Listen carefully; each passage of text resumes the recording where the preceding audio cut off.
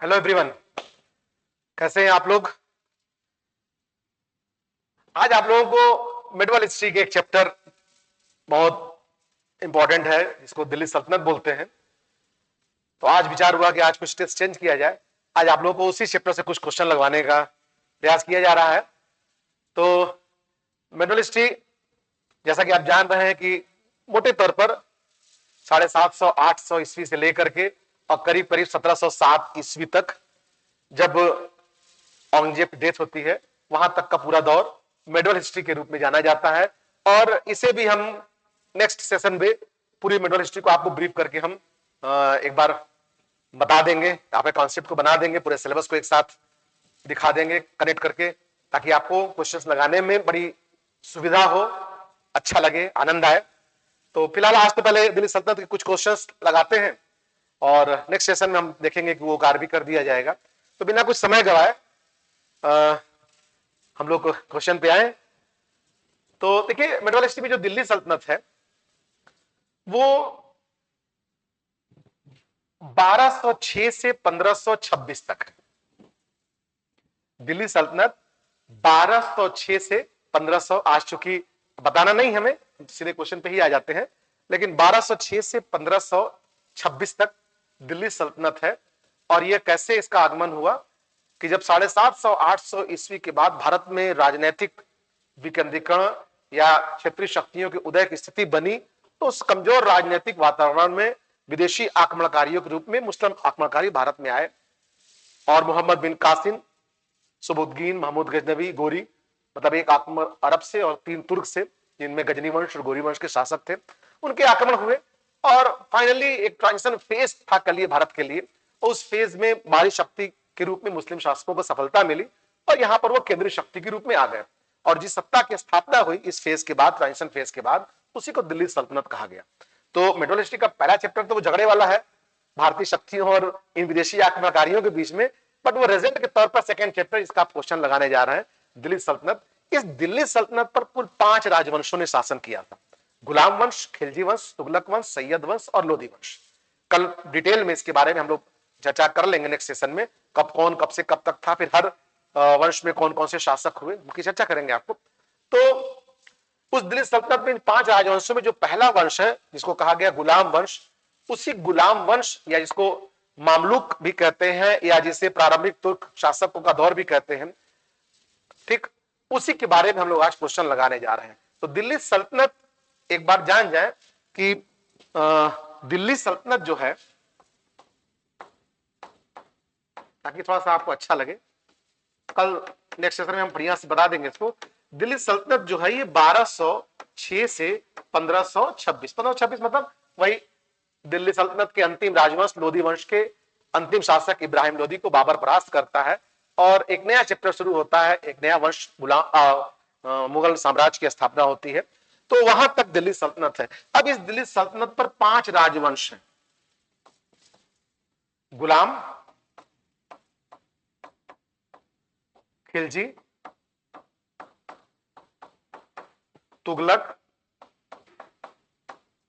सैयद और लोधी। ठीक, हम ऐसा इसलिए बता रहे था कि आप जान जाए, हम लोग इन्हें सॉल्व करने जा रहे हैं इस क्वेश्चन को। गुलाम वंश जो कि 1206 से 90 तक है, इसी को मामलुक भी कहते हैं, इसी को प्रारंभिक तुर्क भी कहते हैं। गुलाम वंश क्यों कहते हैं? क्योंकि इस वंश जो पहला शासक था कुतुबुद्दीन ऐबक, जिसने इस वंश की नींव डाली थी, उसका नाम था कुतुबुद्दीन ऐबक, वह मोहम्मद गोरी का गुलाम था। बाद में एक प्रमुख शासक इल्तुतमिश, वह कुतुबुद्दीन ऐबक का गुलाम था। और उसके बाद एक महत्वपूर्ण शासक, तुरंत बाद नहीं, बाद के शासकों में, उसका नाम था बलबन, वह इल्तुतमिश का गुलाम था। तो बहुत से इतिहासकारों ने इसे गुलाम वंश या दास वंश नाम दे दिया, लेकिन कुछ लोगों ने इसका खंडन भी किया, क्योंकि सभी लोग तो गुलाम थे नहीं, और जो थे भी वो भी कहीं ना कहीं दास्ता से मुक्त हो गए थे। तो कुछ लोगों ने इसको मामलुक भी कहा। मामलुक का मतलब होता है स्वतंत्र माता पिता से उत्पन्न वंशज या संतानें, वो ज्यादा ठीक लगा लोगों को। और कुछ और इतिहासकारों ने कहा कि कोई झगड़ा नहीं भाई, सबसे अच्छा नाम दे दो प्रारंभिक तुर्क, क्योंकि ये लोग तुर्क हैं, शुरुआत में आने वाले या शासन करने वाले यही लोग थे, तो प्रारंभिक तुर्क कर दो, तो कोई टेंशन ही नहीं, फिर इसमें तो कोई विवाद नहीं करेगा, प्रारंभिक तो है ही है ये लोग। तो फिर लोगों ने कहा नहीं, प्रारंभिक तुर्क। तो गुलाम वंश या दास वंश, खिलजी वंश, तुगलक वंश, सैयद वंश, लोधी वंश। तो आपको बस इतना जानना है मेडवल हिस्ट्री का दिल्ली सल्तनत चैप्टर। उस दिल्ली सल्तनत में 5 राजवंश, उस 5 राजवंश में पहला वंश गुलाम वंश, उस गुलाम वंश के जो महत्वपूर्ण क्वेश्चन है आज हम उस पर चर्चा हम लोग करने जा रहे हैं। पहला क्वेश्चन आपके सामने है और उस क्वेश्चन में देखिए निम्नलिखित में से वह दिल्ली का सुल्तान कौन था जिसकी मृत्यु चौगान खेलते समय हुई थी। ठीक, अभी ऐबक का नाम आया तो ऐबक की मृत्यु चौगान, चौगान को ही पोलो कहते हैं। कभी कभी ये क्वेश्चन भी आया हुआ है कि भारत में पोलो का खेल लाने वाले कौन थे, उसमें तुर्क रहेगा, अरब रहेगा, ईरानी रहेगा, इस तरह कुछ नाम रहेंगे। तो ये भी जानना है कि तुर्क है ये लोग, इसका मतलब तुर्क ही लेकर आए थे। तो कुतुबुद्दीन ऐबक है इस वंश का जो शासक, उसकी मृत्यु 1210 में, इसका शासन समय जो है गुलाम वंश में ऐबक का वो 1206 से 1210 तक है। यही आसानी होती है एक बार पूरे चैप्टर को समझने में, तो ये सब बातें समस्या नहीं आती कि कुतुबुद्दीन ऐबक 12 से 6 से 10 तक, फिर इल्तुतमिश 10 से 36 तक, फिर रजिया 36 से 40 तक, मुइजुद्दीन बहराम शाह 40 से 42 तक, फिर 42 से 46 तक अलाउद्दीन मसूद साहब, ऐसे करके जितने शासक बाद वाले हैं, नासरुद्दीन, फिर बलबन, ऐसे जो है तो एक क्रम पूरा मिल जाता है। तो ये भी हो जाएगा नेक्स्ट सेशन में। फिलहाल तो दिल वह कौन था जिसकी मृत्यु चौगान खेलते समय हुई थी, तो 1206 से 1210 तक ऐबक हुई। और ऐबक के बारे में ये जान जाइए कि इसके लिए कह सकते हैं आप कि इसी ने दिल्ली सल्तनत की नींव डाली थी।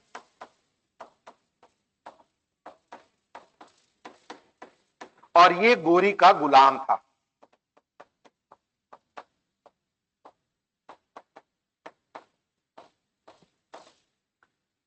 मोहम्मद गोरी का गुलाम था। हुआ क्या था कि जब 1206 में मोहम्मद गोरी की हत्या हुई, दमियक नामक स्थान पर एक सरदार है अली मर्दान, उसने इसकी हत्या की। क्योंकि गोरी का कोई पुत्र नहीं था, कोई वैध उत्तराधिकारी नहीं था, तो ऐसी स्थिति में मोहम्मद गोरी के 3 महत्वपूर्ण सरदार अलग अलग क्षेत्रों में अर्ध स्वतंत्र स्थिति में थे।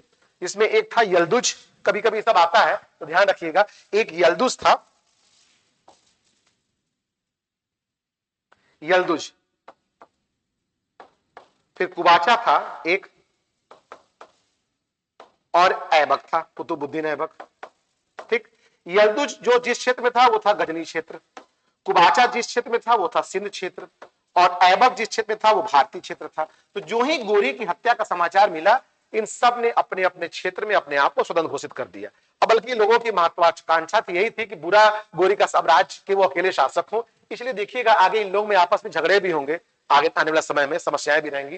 तो ऐबक ने भारतीय क्षेत्र में अपनी स्वतंत्रता की घोषणा की, और इस घोषणा के साथ ही भारत में बताया जाता है, ऐसा मानते हैं कि दिल्ली सल्तनत की नींव पड़ गई। लेकिन एक बात ध्यान रखिएगा, दिल्ली सल्तनत की नींव किसने डाली? वो है कुतुबुद्दीन ऐबक, गुलाम वंश की स्थापना किया। लेकिन कभी भी आ जाए कि दिल्ली सल्तनत का वास्तविक संस्थापक कौन था, तो गलती नहीं करिएगा, वो इल्तुतमिश था।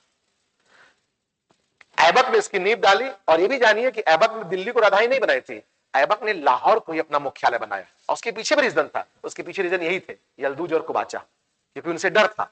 तो उसने पश्चिम क्षेत्र में ही लाहौर को ही मुख्यालय रखा ताकि जो संघर्ष हो वही निपट जाए। बाद में इल्तुतमिश ने दिल्ली को अपनी राजधानी के रूप में आगे बनाया। तो ये कुछ बातें हैं जो यहां से जुड़ी हुई हमने बता दिया आपको। ऐबक जो था, या ऐबक एक्चुअली इसका नाम कुतुबुद्दीन ठीक है, ऐबक की इसकी जनजाति है। कभी कभी ये भी आता है कुतुबुद्दीन किस जनजाति का तुर्क था, ये ऐबक जनजाति का तुर्क था। मोहम्मद गोरी का गुलाम था। इसके 2 विरोधी और भी थे, उनका नाम आप जान गए। इसने अपना मुख्यालय कहां बनाया था? लाहौर, दिल्ली नहीं। तो मुझे लगता है कि बहुत सी चीजें बता दिया, बताने को तो बहुत कुछ है, वो क्वेश्चन में आगे आ जाएगा। 7-8 पॉइंट ऐबक में पढ़ना और कुछ है ही नहीं है। तो नेक्स्ट क्वेश्चन पे आइए, देखिए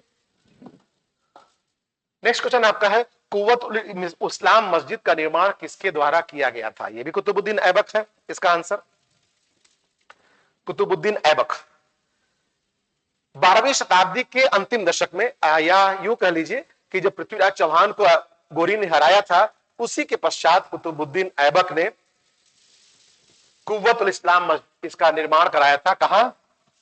ये जो कुव्वतुल इस्लाम मस्जिद है, ये कहां कराया था? दिल्ली में।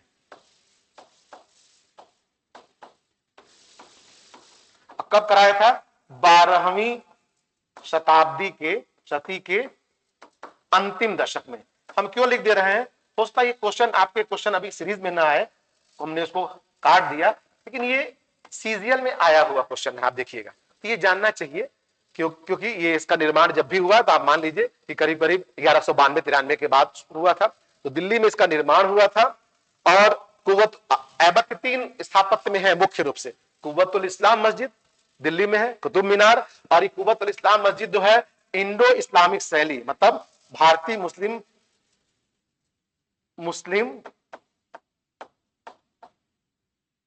प्लस भारतीय शैली की पहली स्थापत्य।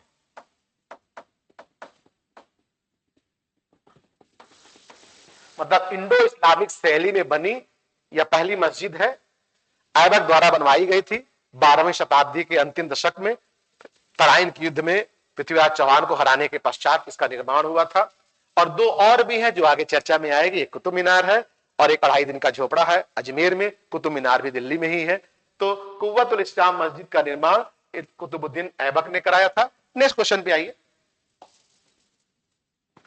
निम्नलिखित में से किसे कुरान ख्वां, कुरान का पाठ करने वाला भी कहा जाता है? इसका भी आंसर जो आपका है वो कुतुबुद्दीन ऐबक ही है। ये ऐबक होगा, ठीक है, ऐबक सही है। तो कुतुबुद्दीन ऐबक को ही कुरान ख्वां, और ऐबक को ही कुरान ख्वां ही नहीं कहते हैं बल्कि ऐबक को लाख बख्श भी कहते हैं, हातिम ताई भी कहते हैं। लेकिन ये 2 बहुत इंपॉर्टेंट है, दोनों का अर्थ जान जाइए। कुरान खां तो यहां दिया हुआ है कुरान का। एक्चुअली में क्या हुआ कि अब्दुल अजीज कूफी ने शुरू में कुतुबुद्दीन को खरीदा था, बाद में फिर मोहम्मद गोरी ने उसको खरीदा। तो इसके प्रारंभिक शिक्षा का प्रबंध अब्दुल अजीज कूफी ने ही किया था। और जब उसने शिक्षा देना शुरू हुई तो इसे कुरान का ये बहुत शुद्ध प्रोनाउंसिएशन करने लगा, शुद्ध पाठ करने लगा, इसीलिए इसको कुरान ख्वां कहा गया। ठीक है, तो किसको कहा गया? कुतुबुद्दीन ऐबक को। लाख बख्श भी कहा गया क्योंकि ये बहुत दानी प्रवृत्ति का था, बहुत दानशील था, इसलिए इसको लाख बख्श कहा गया। तो लाख बख्श और कुरान ख्वां, एक क्वेश्चन और बढ़ गया आपका, वो कुतुबुद्दीन ऐबक हो गया। नेक्स्ट क्वेश्चन पे आइए। किस सल्तनत कालीन शासक को मिनहाज ने हातिम, अभी हमने आपको बोला ही था, कोई सोचना ही नहीं है, हातिम ताई, वो भी कुतुबुद्दीन ऐबक। आगे बढ़ा जाए। 2.5 दिन का झोपड़ा मस्जिद अजमेर का निर्माण किसने करवाया था? अभी हमने तुरंत बताया। मिडवल हिस्ट्री बहुत आसान है, बिल्कुल ऐबक का नाम लीजिए। अभी हम आपको जब पढ़ाएंगे, जब ब्रीफ करेंगे, तो ऐबक का नाम 6 शब्द 7 शब्द हम बोलेंगे, बस वही आना है। इल्तुतमिश का नाम 10 12 15 शब्द हम बोलेंगे, बस वही आएगा। शब्द को पकड़ लीजिए और तो लाइन एक्सप्लेनेशन है। तो ऐबक, इल्तुतमिश, बलबन और छोटा 1-2 क्वेश्चन रजिया, गुलाम वंश समाप्त। तो कुल मिला जुला गुलाम वंश में अगर 25-30 क्वेश्चन आप लगा लीजिए, समाप्त है। एकदम क्लियर क्वेश्चन है, ट्रांसपेरेंट, बिल्कुल वही सब एग्जाम में आने ही है। तो 2.5 दिन का झोपड़ा मस्जिद इसका अजमेर में हुआ था, किसने करवाया था? इसका निर्माण किसने कराया था? ऐबक ने, कुतुबुद्दीन ऐबक ने। 2.5 दिन का झोपड़ा अजमेर में। कुछ लोग कहते हैं इसका निर्माण 2.5 दिन में हुआ था इसलिए इसका नाम यहां पड़ गया, या कुछ लोग कहते हैं यहाँ पे 2.5 दिन का एक मेला लगता था। तो जो भी मान्य हो, 2.5 दिन का झोपड़ा का निर्माण कुतुबुद्दीन ऐबक ने करवाया था। बताया जाता है कि यह कुछ मंदिरों के ध्वंसावशेष पर था, ऐसी भी मान्यता है। फिर हम लोग आगे चला जाए नेक्स्ट क्वेश्चन पर। लेकिन किसने बगदाद के खलीफा से मंसूर या स्वीकृति पत्र या जिसको मानाभिषेक पत्र प्रदान किया गया? देखिए क्वेश्चन है तो गहरा, आप भले रट जाएं लेकिन 5-7 मिनट का काम है यहाँ पे, फिर भी हम कोशिश करते हैं। देखिए हमने आपसे अभी कहा कि इल्तुतमिश को दिल्ली सल्तनत का वास्तविक संस्थापक कहते हैं, कोई तो वजह होगी। तो उसकी वजह क्या है? उसकी वजह है कि इल्तुतमिश ने अपने विरोधियों का अंत किया, यल्दूज और कुबाचा। उसकी वजह है कि इसके समय में जो मंगोल आक्रमण का खतरा उत्पन्न हुआ था चंगेज खान के नेतृत्व में, उसका समाधान किया। उसकी वजह है कि इसने दिल्ली जैसी एक राजधानी के रूप में विकसित किया। उसकी वजह है कि इसको खलीफा से स्वीकृति पत्र मिला। अब यहाँ एक खलीफा शब्द आया है, अब रट के तो निकल जाएंगे आगे, तो हमने कहा थोड़ा गहरी चीज है। खलीफा कौन होते हैं? इस्लामी जगत का जो सर्वे सर्वा है वही खलीफा, मतलब सबसे ऊपर अल्लाह, उसके बाद पैगंबर जो कि मोहम्मद साहब हुए।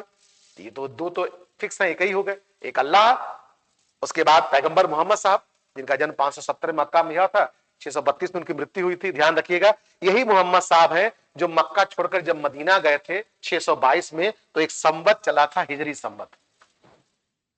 अब चीजें देखिए बहुत है, अगर हम बताने लगे तो समय कम पड़ जाएगा। 622 में हुआ था, हिजरी संवत शुरू हुआ था मोहम्मद साहब, और यही इस्लाम के आगमन का समय यही है। 7वीं शताब्दी का अंत या 8वीं शताब्दी का प्रारंभ कह लीजिए, ज्यादा अच्छा तो वही है। तो इस्लाम का आगमन हुआ 7वीं शताब्दी का प्रारंभ कह लीजिए। तो ऐसी स्थिति में जब मोहम्मद साहब मक्का छोड़कर मदीना गए तो वह हिजरी संवत शुरू हुआ था। अब मोहम्मद साहब के बाद जब उनकी डेथ हुई तो ये हुआ कि भाई इस्लाम को आगे कौन बढ़ाएगा, चाहे वो एक सैनिक ताकत के रूप में और चाहे वो धार्मिक ताकत के रूप में। तो ऐसी स्थिति में ये हुआ कि जो इस्लामी जगत का सर्वे सर्वा होगा उसे ही खलीफा कहेंगे। 2 मिनट समझ ही जाइए, आपको मजा आ जाएगा फिर। तो उसको खलीफा कहेंगे। अब ये हुआ कि खलीफा होगा कौन, मोहम्मद साहब के बाद जो हेड होगा, सुप्रीम होगा इस्लामी जगत का। तो कुछ लोग डेमोक्रेटिक वे में चाहते थे, मतलब कि चुनाव हो जाए, और कुछ लोग वंशानुगत चाहते थे। और यही वजह था, इसी आधार पर शिया सुन्नी के रूप में लोग विभाजित हो गए। जो लोग डेमोक्रेटिक वे में चाहते थे वो लोग सुन्नी कहलाए, और जो लोग वंशानुगत चाहते थे कि मोहम्मद साहब के ही परिवार का वंश का कोई हो, हालांकि मोहम्मद साहब के कोई पुत्र नहीं था, उनके दामाद थे अली, हुए भी वो खलीफा लेकिन चौथी नंबर पे हुए, शुरू के 3 नंबर पे नहीं हुए। और वही फिर संघर्ष, वही जो जड़ था जो शिया सुन्नी का, वो फिर आगे चलता भी रहा। तो ये खलीफा, तो हम यहां के हिसाब से सोचा जाए खलीफा कौन है, इस्लामी जगत के सर्वे सर्वा। अब जब इन बगदाद के खलीफाओं के नेतृत्व में इस्लाम के विस्तार का दौर शुरू हुआ तो खलीफा तो हर जगह जा नहीं सकते थे। 3 खलीफाओं ने ही अपने सेनापतियों को, अपने गवर्नरों को विभिन्न क्षेत्रों में जा करके आक्रमण करने और इस्लाम की शक्ति का विस्तार करने का एक कह सकते बीड़ा दे दिया। उसी का परिणाम था कि भारत में मुस्लिम आक्रमण का दौर उसमें शुरू हुआ, और आने वाले समयों में भारत में दिल्ली सल्तनत की स्थापना हो गई कुतुबुद्दीन ऐबक के नेतृत्व में, गुलाम वंश के पहले वंश के द्वारा। अब ऐबक को तो खलीफा की ओर से कोई एक्सेप्टेंस नहीं मिला, लेकिन इल्तुतमिश को 1229 में, उस समय बगदाद खलीफा का नाम था अल मुस्तनसिर बिल्लाह, तो उन्होंने 1229 में वहां से कुछ उपहार वगैरह आदि भेज करके इल्तुतमिश को अपनी ओर से एक मान्यता दी। ये दिल्ली सल्तनत के लिए बहुत बड़ी बात थी, ठीक है, क्योंकि कोई सत्ता है और जो मेरा सुप्रीम बॉस है वो कह रहा है कि हाँ मेरे गवर्नर के रूप में या मेरा प्रतिनिधि है जो वहां पे शासन कर रहा है, तो इस्लामी जगत में उसकी एक्सेप्टेंस मिल जाएगी, तुरंत आसानी हो जाता है उनको शासन करने में। तो ऐबक को नहीं मिल पाया था, वो पहला शासक कौन था, वो इल्तुतमिश था। यही वजह, ये भी वजह है जिसकी वजह से इल्तुतमिश को दिल्ली सल्तनत का वास्तविक संस्थापक कहते हैं। सिक्का, चांदी का टंका, तांबे का जीतल, इक्ता प्रणाली, ऐसे बहुत से कार्य इल्तुतमिश ने कह दिए, इसलिए उसको इस सल्तनत का वास्तविक संस्थापक कहते हैं। लेकिन नींव किसने डाली, कुतुबुद्दीन ऐबक ने। इसका आंसर हो जाएगा इल्तुतमिश आपका, कि बगदाद के खलीफा अल मुस्तनसिर बिल्लाह। कब, ये समय था 1229 में। सेकंड क्वेश्चन पे आ जाए, नेक्स्ट, मतलब चंगेज खां के अधीन मंगोलों और किसके शासनकाल में, अभी हमने आपको बताया इल्तुतमिश को वास्तविक संस्थापक क्यों कहते हैं, कि इसके समय में भारत पर पहली बार मंगोल आक्रमण का खतरा उत्पन्न हुआ। पहली बार मंगोल आक्रमण का खतरा उत्पन्न हुआ किसके समय में, इल्तुतमिश के समय में। तो पहले तो किसके शासनकाल भारत पर आक्रमण किया, तो वो है इल्तुतमिश। यहां पर हम एक चीज और बता दें, इल्तुतमिश का जो समय है वो आपका 1210 से, चलिए यहां पे हम समय लिखते जाएंगे तो आपको आसानी हो जाएगी। तो इल्तुतमिश के शासनकाल में ये कब हुआ था आक्रमण का खतरा, ये हुआ था 1221 में। और क्या हुआ था, चंगेज खां को ही और क्या कहते हैं, इसको तिमुजिन भी कहते हैं, तिमुजिन, चंगेज खां को। ये जरूर जानिएगा, ठीक है। आप सामान्य एग्जाम में तो सीधे क्वेश्चन आए आपको लगा देना है, लेकिन फिर भी एग्जैक्ट चीज को जान जाइए। आक्रमण किया, आक्रमण हुआ नहीं था एक्चुअली में। चंगेज खां मंगबरनी का पीछा करता हुआ भारत की सीमा तक आ गया था। मंगबरनी ने इल्तुतमिश से सहायता मांगी, लेकिन सहायता के लिए हां करने का मतलब था कि इल्तुतमिश को चंगेज खां के आक्रमण का सामना करना पड़ता। इल्तुतमिश ने चतुराई का परिचय दिया और उसने कोई सहायता नहीं की। बाद में मंगबरनी भी वापस घूम गया, उसके पीछे पीछे चंगेज खां भी घूम गया। तो कोई आक्रमण हुआ नहीं एक्चुअली में, वास्तविक आक्रमण। लेकिन कभी कभी ज्यादा नॉलेज एग्जाम में खतरनाक हो जाता है, तो फिलहाल आप यही दिमाग में रखिए कि हाँ चंगेज खां, और ये भी जाना चाहिए ये पहला मंगोल आक्रमण है, ये चंगेज खां। पहला, कभी कभी ये भी क्वेश्चन होता है, पहला मंगोल आक्रमण किसने और कब और किसके समय में? तो पहला मंगोल आक्रमण चंगेज खां या तिमुजिन, कब? 1221, शासक इल्तुतमिश। आप यही जाने, लेकिन अलग से जानते रहिए ये आक्रमण हुआ नहीं था। पहला आक्रमण 1241 में हुआ था, उसमें मुइजुद्दीन बहराम शाह का शासन था और तायर ने आक्रमण किया था। लेकिन ये ट्रेंड में है क्वेश्चन, इसलिए बस सीधे सीधे हाँ आक्रमण हुआ था, हाँ हुआ था चंगेज खां। नेक्स्ट क्वेश्चन, किसने 40 तुर्की सरदारों को लेकर तुर्कान चहलगानी? सबसे पहले आंसर पे आ जाइए। तो इल्तुतमिश ने 40 अपने वफादार गुलाम सरदारों का एक गुट बनाया था, जिसको तुर्क चहलगानी या चालीसा दल कहते हैं। इसका गठन किसने किया था? वो इल्तुतमिश ने किया था, इसको चालीसा दल भी कहते हैं।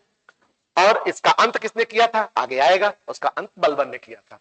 तो इल्तुतमिश इसका आंसर हो गया। नेक्स्ट क्वेश्चन, निम्नलिखित में से किसने राज दरबार में सिजदा घुटनों पर बैठकर शीश नवाना एवं पायबोस पांव को चूमने की परिपाटी चलाई थी? इसका आंसर आपका देखिए हो जाएगा बलबन।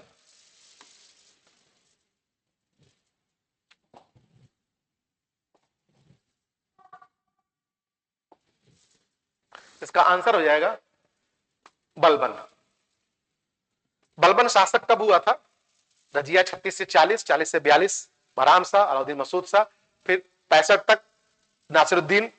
नासिरुद्दीन के बाद ही बलबन, बलबन उसका नायब था नासिरुद्दीन का, बलबन शासक हुआ था 65 से लेकर, तो इसको आप लिख सकते हैं 1265 से, कहीं कहीं 86 होगा, कहीं कहीं 87 होगा, कोई दिक्कत नहीं है। तो इसका आंसर हो गया बलबन। बलबन में अगर हम आपको कहें तो चालीसा का अंत अभी हमने बताया, सिजदा, पायबोस, नौरोज, जिल्ले अल्लाह, नियाबते खुदाई, रक्त और लौह नीति और चालीसा दल का अंत और बंगाल में तुगरिल का विद्रोह 1275 में। ये 8-9 फैक्ट्स हमने आपको बताए हैं। खुद को उसने राजा सिद्धांत का वो किया और खुद को उसने फारस के अफरासियाब वंश का वंशज बताया। क्योंकि वह शान शौकत बहुत विश्वास करता था, तो उसने अपने आप को उस समय का एक बहुत ही प्रभावशाली एक सम्मानीय राजवंश था जिसको बोलते हैं अफरासियाब, उसने कहा मैं उसी का वंशज हूं। इसने ये भी बात रखी थी कि कहता था कि जब मैं निम्न कुल के लोगों को देखता हूं तो मेरी आंखें जल उठती हैं। तो इसने अपने दरबारियों के वंशावलियों की जांच भी कराई थी और निम्न कुल के लोगों को अपने दरबार से बाहर कर दिया था।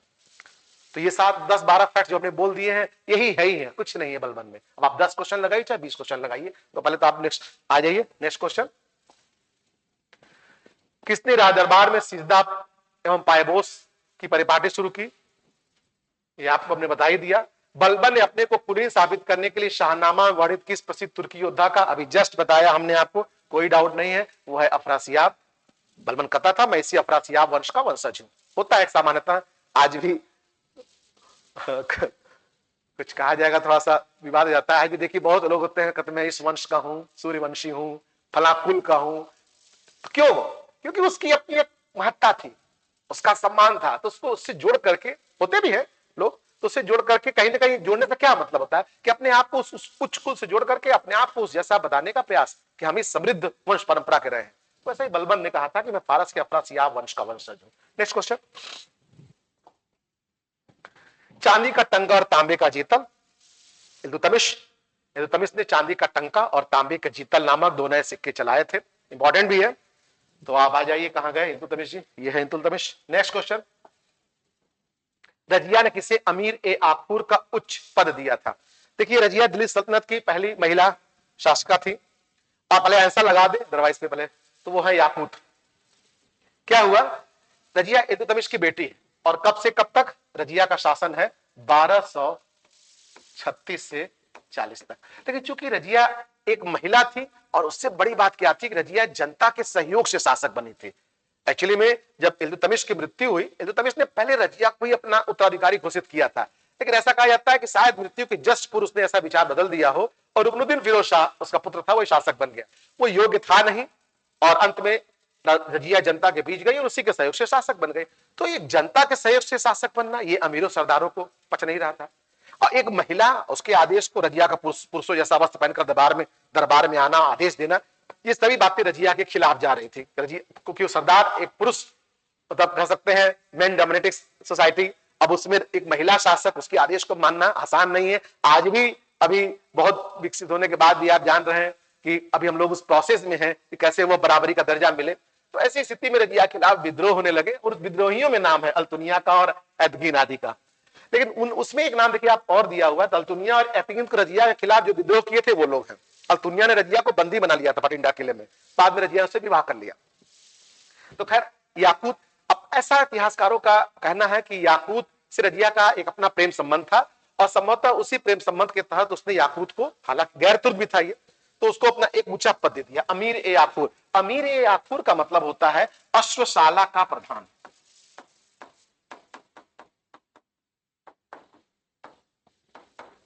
तो इतना ऊंचा ये पद दे दिया गया तो और खलबली मच गई, उसके खिलाफ लोग आरोप लगाने लगे कि नारी मर्यादा का उल्लंघन हो रहा है। तो उसी समय फिर ये विद्रोह इन लोगों ने शुरू कर दिया। तो खैर आंसर तो आपका यहां पे जो हो गया वो हो गया याकूत। नेक्स्ट क्वेश्चन, कौन गुलाम या मामलू वंश के शासक इल्तुतमिश की, अभी जस्ट हमने बताया गुलाम वंश, इल्तुतमिश की बेटी कौन थी, रजिया थी वो। तो कहां गई रजिया सुल्तान, ये भी जानना है। ये पहली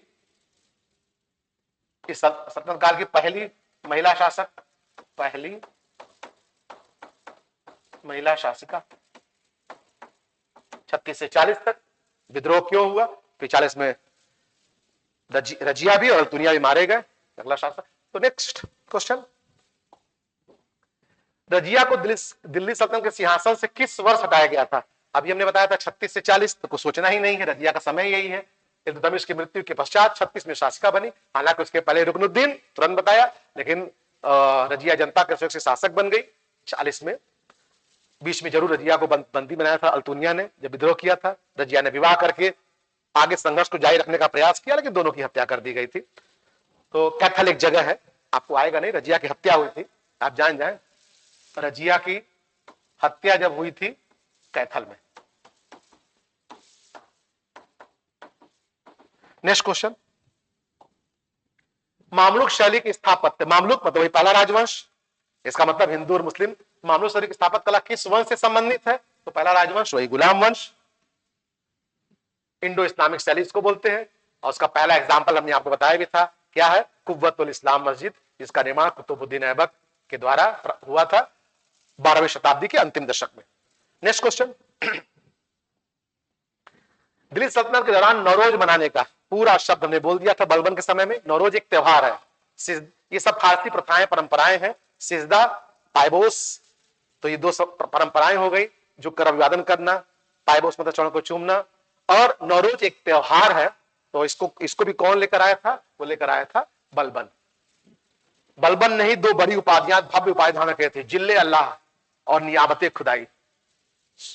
सुल्तान ईश्वर की छाया है और सुल्तान ईश्वर अल्लाह का प्रतिनिधि है।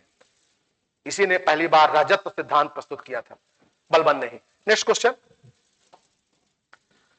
बलबन ने लिखित में दिल्ली के किस सुल्तान के नायब के रूप में, अभी हमने बताया था, बलबन के जस्ट पहले जो शासक था उसका नाम था नासिरुद्दीन।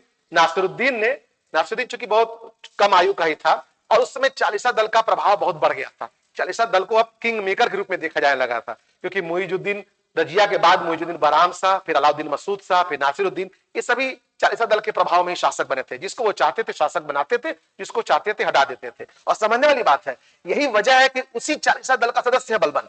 और जब बलबन खुद शासक हुआ तो वो उसकी ताकत से परिचित था पहले से ही।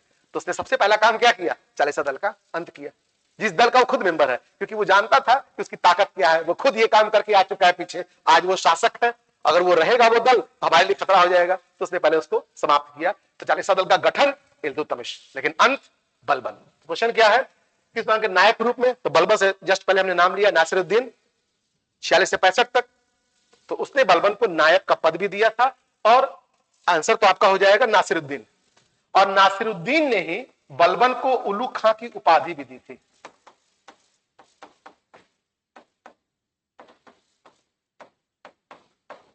दोनों परिवारों के बीच वैवाहिक संबंध भी हुए, इससे बलबन की प्रतिष्ठा बहुत बढ़ गई थी। नायब सबसे उच्च पद हुआ सुल्तान के बाद, इससे इसकी प्रतिष्ठा बढ़ी। लेकिन ऐसा कहा जाता है कि बलबन ने नासिरुद्दीन की हत्या कर दी थी, तो खुद शासक बन गया था। ठीक, नेक्स्ट क्वेश्चन, निम्नलिखित में से किसने दिल्ली के सुल्तान बलबन के विरुद्ध विद्रोह किया और स्वयं को 1279 में, अभी हमने जस्ट बताया, बलबन के समय में जो विद्रोह हुआ था वो तुगरिल खां का विद्रोह था। 1275 में उसने विद्रोह किया था। तो तुगरिल बेग यहां पे दिया हुआ है। ये बंगाल में उसने 1279 में स्वतंत्र शासन घोषित कर दिया। एक यही प्रमुख विद्रोह भी है इसके समय में, बलबन के समय में। और नेक्स्ट, और इसी को आज लास्ट रखा जाए, आज का क्वेश्चन, किसने बदायूं पर कब्जा करके इल्तुतमिश को वहां के पहले मुस्लिम गवर्नर के रूप में नियुक्त किया था? तो इसका आंसर आपका हो जाएगा कुतुबुद्दीन ऐबक। एक क्वेश्चन आता है, शासक बनने से पूर्व, उसी से ये क्वेश्चन अपने आप में निकल जाएगा, शासक बनने से पूर्व इल्तुतमिश कहां का इक्तादार था? या वर्ड आ जाए गवर्नर था या सूबेदार था, तो वो है बदायूं। ठीक, और कैसे हुआ था? ऐबक ने बदायूं को जब जीता था तो इसी इल्तुतमिश को वहां का गवर्नर बनाया था, और जब वो शासक बना 10 में, तो वही बदायूं का ही गवर्नर था। तो ये भी आप देख सकते हैं इसमें, इल्तुतमिश शासक बनने से पूर्व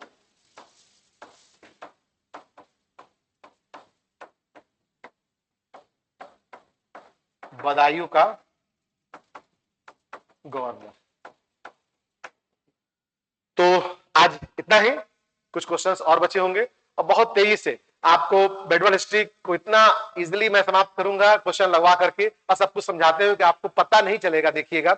और क्योंकि बड़ा सहज है, बस उसको बताने का सही तरीका हो, क्या क्या आता है उसको जो तरीके से रख दिया जाए, बहुत जाल में ना फंसाया जाए। तो मिलते हैं हम लोग फिर नेक्स्ट सेशन में। निश्चित तौर पर आप लोगों को इसका लाभ मिल रहा होगा, तो हम चाहेंगे कि आप इसको लाइक करिए, चैनल को भी सब्सक्राइब करिए, ताकि आपको समय समय पर ये आपको सीरीज आपको मिलती रहे, क्वेश्चन सीरीज वगैरह। और बहुत अच्छा लगे तो इसको शेयर भी करिए। Okay, thank you.